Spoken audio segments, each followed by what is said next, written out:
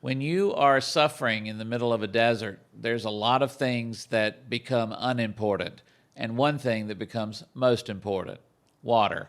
We're going to talk about an oasis of hope today on We Believe in Memphis. Stay tuned. Christ Church, we believe in Memphis. We care so much about the city. We want to be an agent for change and an agent for good news in this community. And we're investing ourselves in the needs of the city, trying to make a difference in this city. I think Memphis's best days are ahead of it. If you want to go fast, go alone. If you want to go far, go together. And Memphis is a place where you go together. A child's zip code should not determine the kind of educational possibilities that child. Well, you know, the great thing is we have a chance to change those perceptions. Though Memphis is a very troubled city. We believe in Memphis. Yeah, we believe in Memphis.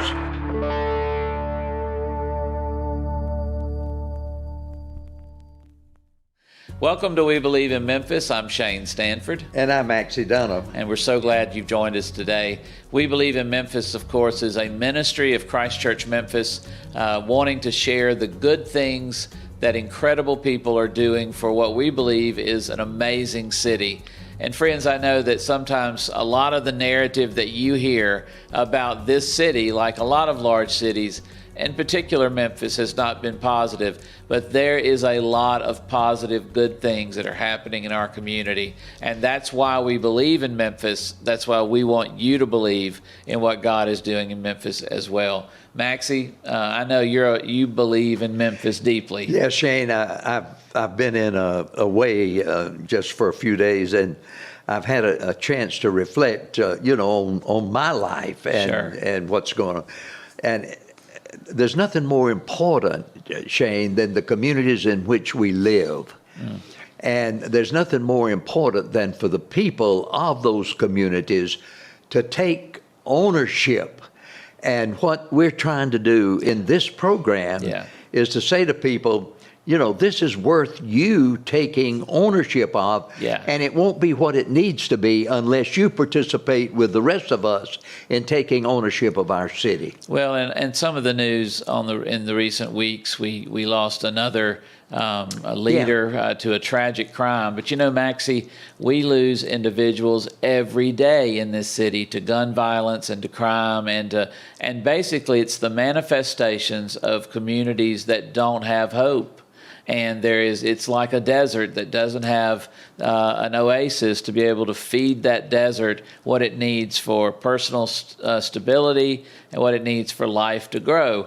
We get to see, though, friends, the other side of Memphis probably more than 90% of people do, because we're interviewing these folks and they're talking about these oases of different ways that God is working and moving. Yeah, and the fact that Memphis is now, and it really is, now getting some very positive national attention. It's been a long time coming.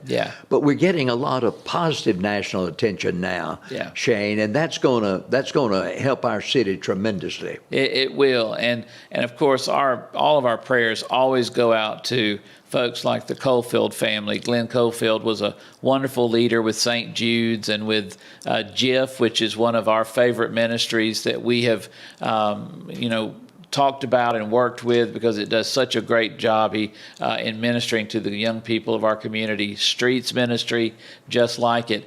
But Maxie, when you find yourself in a place that you don't believe in hope, one of the most important things that happen for you and for others is the devaluing of a life, or the devaluing of life in general. The only person that, and I heard this said once by someone who became a very wise person who'd been in incarceration for a long time, he said, when you get to that point of no hope, he says, the only worst enemy to the world is the enemy you are to yourself, because then everything else is an enemy too. And when you can't see who you are, then that's an enemy. Yeah, there's nothing more debilitating and paralyzing than hopelessness. Great word. Well, friends, today we're going to be interviewing a gentleman by the name of Brandis Leverett. He is the ministry director for Oasis of Hope. It's a ministry started by Hope Church, which is, again, one of our favorite group of people. Rufus Smith, who is an incredible senior pastor, bringing about what was, I think, one of the best innovations in terms of that area. But it's not just that area, friends. You can be an oasis of hope wherever you're living. Exactly. And Maxie, what do you think, in just a minute or so, what do you think are the primary things that a person needs to do in their life to become an oasis? Well, number one is to examine their gifts, but number two, maybe even more important than that, is to know that they can be an oasis, and to look for the opportunity to intentionally engage. Until persons decide they're going to intentionally engage, nothing happens. But talk about those two words for just a brief second. First of all, intentional. What is it? What do you mean by specifically intentional? Well, you use the word specific. You've got to be specific and say, I am going to do this, and define what this is. That may not be what you continue to do, but you've got to put your foot in the water. And then the word engagement, that's a big word too. What does it mean to be engaged? Some people feel like they got to sell everything and give away everything. What are you talking about? No, I'm talking about paying attention to the people around you, paying attention to situations around you, and involving yourself to whatever degree you can in those situations as a positive force. Wow. Well, and friends, that's a great Bible study lesson. Intentional engagement. That's what you're going to want to do. And your life will be transformed into something powerful that God can use. So we're going to be back in just a second. Go to our website at webelieveinmemphis.org. You'll be able to learn more about us, archived programs, but also you'll be ready to go. You don't want to miss this. You'll want to share this. We'll be back in just a second.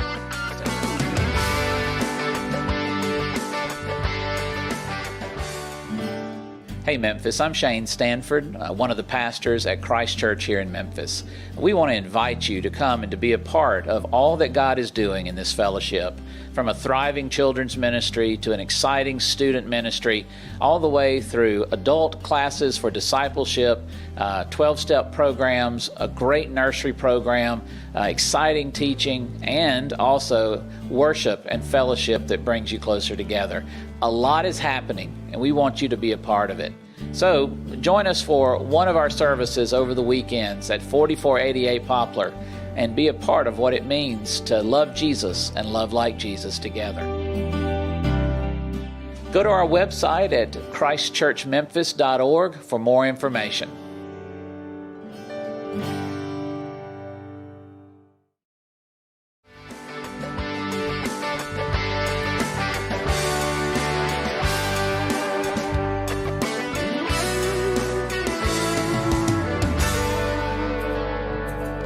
Welcome back to We Believe in Memphis. I'm Shane Stanford. And I'm Maxie Dunham. And again, we're so glad you've joined us. Brandis Leverett is the ministry director for Oasis of Hope, one of our just great ministries here in the Memphis community, doing some amazing things. So Brandis, welcome to We Believe in Memphis. Well, thank you very much. I'm happy to be here. Now, is this 251 or 250 that we're... We are not quite sure. We'll have to ask our archivist about this later. Okay.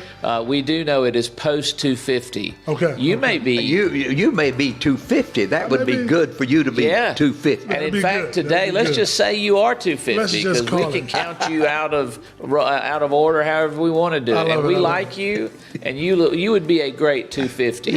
I'm 250. Okay, you're 250. I wish I was 250. Man, if I had your size, I would cause havoc all over the ministry world. I'm just telling you. The righteous whoopings that I could put on some folks. No, anyway, we've digressed, my friends. So Brandis, tell us a little bit, first of all, about who you are, about how you found yourself in Memphis. Yeah. Man, I'm just this broken guy who's been given some opportunities to serve after being served in such phenomenal ways. I'm born in Flint, Michigan. That's where I'm from. Okay. When I left Flint 2001, I went to a junior college in Galesburg, Illinois. Okay. Culture shock. Okay.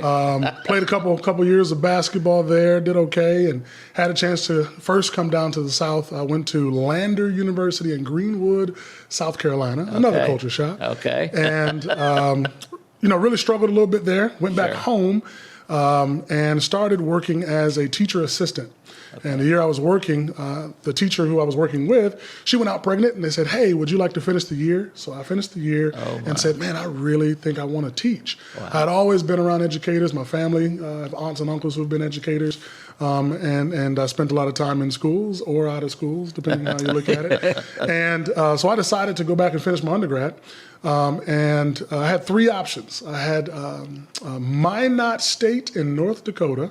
Okay. Some school in Indiana, and Lambeth University down in Jackson, down here in Jackson. So I chose Lambeth, came down here about 2004, playing ball, on a scholarship playing ball. Sure. And ended up getting married 3 years later, 2007, moved to Memphis in 2007. Wow. In between that time, I was going back and forth with my friend, girlfriend, fiance, now wife.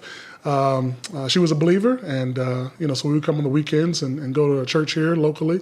And I started serving at the church. Okay. And before you know it, I was ordained in the ministry, served as a youth pastor there, and started teaching full-time, but also continuing to work in ministry throughout those years here. Wow. So you have a full life, a full testimony that seems like God put the right people and places in your journey at just the right time. Of course, we're so glad you made it to Memphis and that you're a part of what God is doing. How did you connect in with Oasis of Hope? Yeah, so I taught for about 12 years. Love teaching, love kids. Sure. In the work I do now, one of the things I do miss in the classroom is just watching kids when you're teaching something and they get it. Yeah. But over the years, man, I've worked with a ton of different ministries, from Memphis Athletic Ministries to Streets Ministries. Sure. All of them have been pre-250. Hey, 250 right here. Yeah. And the thing is that within those ministries themselves, there's a community of people through the churches and through the ministries. So I met a young man who used to work for Oasis of Hope years ago, and he would always bring a group of kids with him to barbecues or cookouts or Bible studies and things. And so I first learned about Oasis of Hope then. And then just wanting to transition out of teaching, I just got to looking around at something I could do a little bit differently, but still make impact in people's lives like people have done for me. And I saw Oasis of Hope, and after reading about it and knowing the young man who worked there, I applied, and they hit me back, and it's been a little over a year now that I've been serving in this capacity. So what does ministry director do? Oh, man. Would it be easier to ask what you don't do? Probably. Yes. And I do this from time to time. I'll take out my job description list and just kind of look at, what does it say on there and the things that I need to make sure that I'm doing. Sure. One of those things is just two words: oversight. Oversee the ministry and all the different parts of the ministry. But I think the very next, or even more importantly, is to provide support to the staff. Okay. Because we don't do this by ourselves. So I try to really just be a support to the staff. I mean, I feel like everything is everybody's responsibility. Yeah. But I try to make sure that I take on the most so that my staff can really invest in building relationships with our people we serve. Do you have a huge number of people that are working on your staff? Few people, volunteers? Yeah.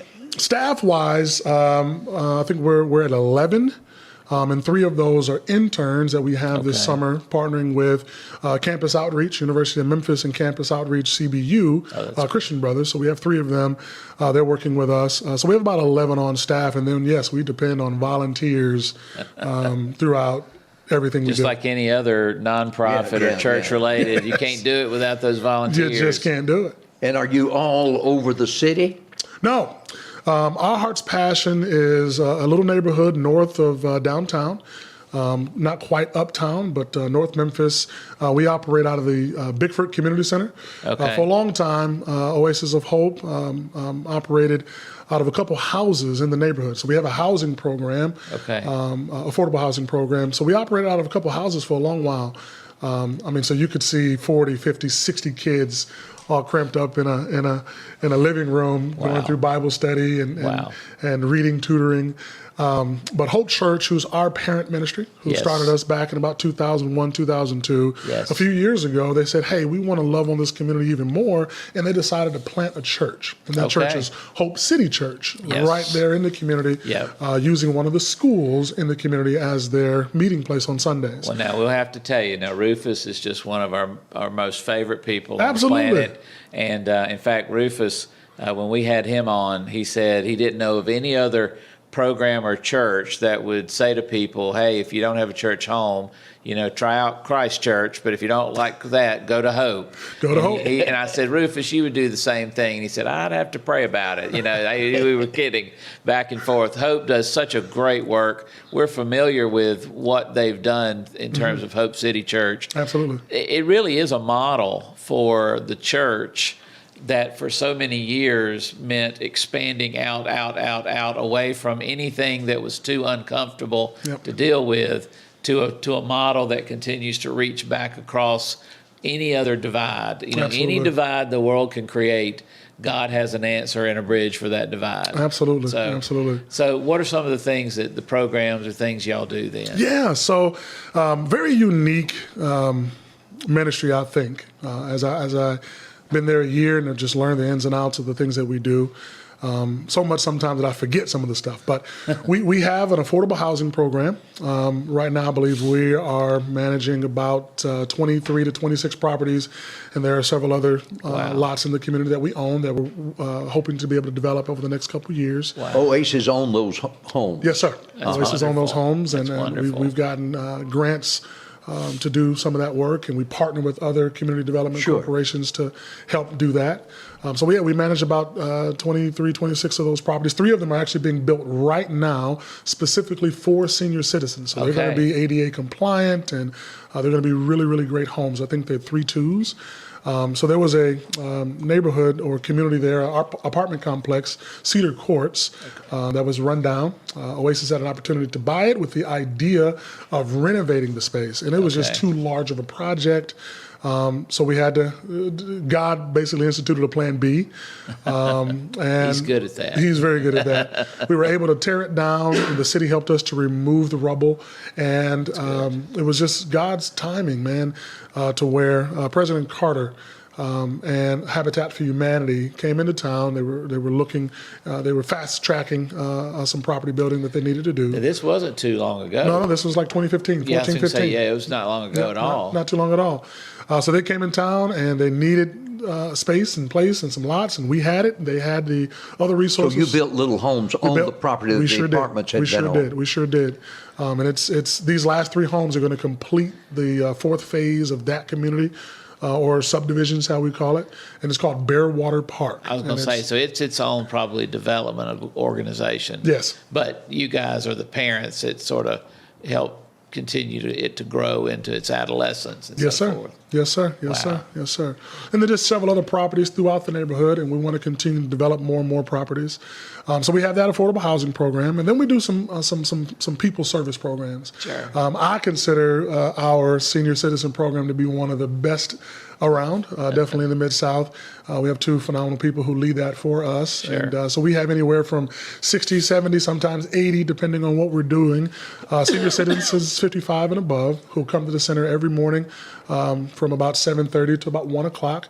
And they engage in all kind of different things, where they're playing cards or bingo. They love bingo. But we also do things to where we take field trips. They had just gone to Nashville last week to see the newly built State Museum. Yes, a very great thing. They're headed to see the Ark coming up next month. Yeah. Yes, that's right. And we partner with Meriton. We partner with Creative Aging, where we have performers come in every week. One of my favorite times with our seniors is when we do the birthday karaoke days. But I don't think many people in our program realize that one of our most fragile, vulnerable demographics are senior citizens. Absolutely. And particularly in terms of, there's an uptick in terms of senior citizens who are now in poverty. Yep. who do not have good or safe housing. They don't have good medical care. They don't keep up with some of the things that they can qualify for Yes. because a lot of them don't have anybody in the world to help them on that journey. So what a powerful, I know we spend a lot of time talking about young folks and others who've sort of fallen into rough places. That doesn't stop just because, people think, well, we've got Medicare, we've got supplemental programs. Those are good if people can and are able to take note of those. Yeah. Yes, absolutely. So in thinking about that, man, it's like we're just stepping as advocates for people. That's great. Because our team does exactly that. I mean, there's so much out there that seniors can be offered. And really, when I think about it, the neighborhood that we serve, I've kind of nicknamed it, or not even me, but, the forgotten community. And sometimes our citizens are the forgotten community of people. Wow. So we try to make sure that we have a place where they can continue to grow in community and grow in some of their skill sets. We try to bring in some coding and computer skills for them.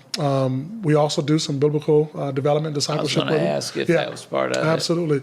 So Pastor Coley Cooper of Hope City Church, he comes over every Wednesday and leads them through what we call Manna with Pastor Coop. And they love it, love it, love it. I've always told him if he's ever out on Wednesday, I can't step in because I can't do it like he does it, But we have other organizations that come in and partner with us, and just some of those things, like you said, that they may not know about or have the skill set sometimes to take advantage of. We're there to be able to step in for them. Wow. We partner with UT Dental. We partner with optometry. Because I was going to ask if there were other medical connectors. Yes. We just did a program recently with Christ Community Medical, and we've done ones with Church Health. So Absolutely. The elderly population really is a critical and, as he said, fragile. And the housing issue is a big part of that as well. Is there a lot of transition in the housing dimension of that ministry? Or when you move a person into an affordable unit, can they stay there as long as they live? Wow. We're working on that right now. Based on the stipulations with some of the grants we have, they have to remain rentals for a period of time. But we've been discussing as a team about how do we step into doing a rent-to-own model. Because we know ownership is part of empowering people. And that's one of our core values, is to empower people. And we feel like, just like anybody else, when you own something, you just have a little instance to take a little bit better care of it. That's what I'm thinking. Yeah. So you probably will be moving to that kind of thing. Absolutely. They rent to own type thing. Yes, sir. Absolutely. That's great. Absolutely. That's great. Do you think that, and this is one of the questions I was not planning to ask, but do you think that eventually that we will have more and more of these kinds of communities where churches are getting into the development business? I know that we had a great United Methodist Church in Houston called Windsor Village that basically created a model that was very similar. We have the Binghamton Development Corporation that we are very much behind. That's been our baby for 30 years, and Binghamton has been a place where we've connected a lot of our resources. But churches out there, in fact, it may be one of the churches you're representing as you're watching this program, feel like they don't have, if you don't have resources like a Windsor Village or a Hope Church or a Christ Church, that we can't do anything. And that is not true. Not at all. So talk a little bit about that in these few minutes we have, about ways that maybe they could even come watch and learn from you guys. Absolutely. And I've been in some circles here recently with some individuals at different churches and even individuals who want to start additional nonprofits and are looking for that support. And we partner with Momentum Nonprofit Partners here in the city. Yes. And they're really, really skilled at being able to just lay out the blueprint of how to get started. Because a lot of times I feel like people have the heart and want to do something. It's just struggle with how to get started and how to cross all the T's and dot all the I's. Because when you start, a lot of times when you're working with in CDCs, you step into working with the government. Yes. And that comes with an extra headache sometimes, and it becomes a little intimidating. So yes, there definitely is a movement of people in churches who have that desire. And I think Hope Church, your church, and other churches, Fellowship Memphis Church, are moving towards stepping into that. Because again, it's about helping people. and being very practical in the way that we help people. I was going to wonder if you were going to use the magic P word, practical. Practical, yes. Because, practical. Jesus was a practical guy. I mean, I love when you read the stories, he could have called down all kinds of, illustrative ways, but he wanted to do things so that we could then repeat them. Absolutely. So that they didn't have to be divine in nature. Yeah. Tell me about how the city relates to you all, and they are very supportive in what you're trying to do, aren't they? Absolutely. We could not do what we do without a great partnership with the city of Memphis itself in the government, our city, the Parks Commission, because right now, again, we operate out of a third part of the community center there, right there in the neighborhood. But we have some connections with the city where just some things that we can call on that we need, we get support. We partner with Clean Memphis. We partner with City Beautiful, which are programs of the city. Of course, we partner with MPD. They come over weekly and do programs through their community outreach program. We actually have a few officers within our neighborhood who are staples of our neighborhood that our kids get a chance to know, our families get a chance to know.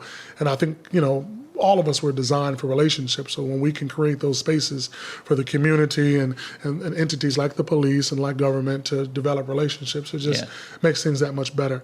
But we could not do the work we do without the help of the other organizations within the city. Because the way I look at it, a lot of times when you try to do too much, you end up not doing anything very well. Sure. And there are people who just have expertise in things. Right. And I'm like, hey, this is a need we have, so let's partner together. I think that's wonderful. We have about 40 seconds left. So what are you saying to the person who's watching going, you know what, God's been calling me to respond, to serve, to do something. This sounds like something I might be interested. Why and how can they do this? The why, I would say, because God calls us to, and that's what he's modeled for us. It only makes sense for us to do what God has modeled for us. And deep down, no matter who you are, you have a heart for people because that's how God designed us. So that's the why. How? Just visit our website. Right there on the front of it, there's information about volunteering, or if you know where the Bickford Community Center is, 232 Bickford Avenue or 233 Henry Avenue, just show up and ask for us. And even right now, we have a crew out of Connecticut with praying pelicans over at the center volunteering right now. Just come out and we'll plug you in. That's great. It's always a joy, friends, to be able to have these kinds of conversations. You don't run into a lot of Brandis Leverets in the world, but when you do, you sort of are reminded that there's a good God out there doing amazing things. That's our plea for you. The information's on the screen of how you can partner with Oasis of Hope, how you can get in touch maybe with other things that Hope Church is doing to help make a difference in the community. We encourage you, though, see what God is wanting to do in your heart and life. Do not become some spiritual couch potato that can go through the motions of living and never know life. And that's the difference. Jesus said it's not just eternal life, it's abundant life. So, for Brandis Leverett, for Maxie Dunham, I'm Shane Stanford. Go into the world and be salt and light. You matter. God bless you.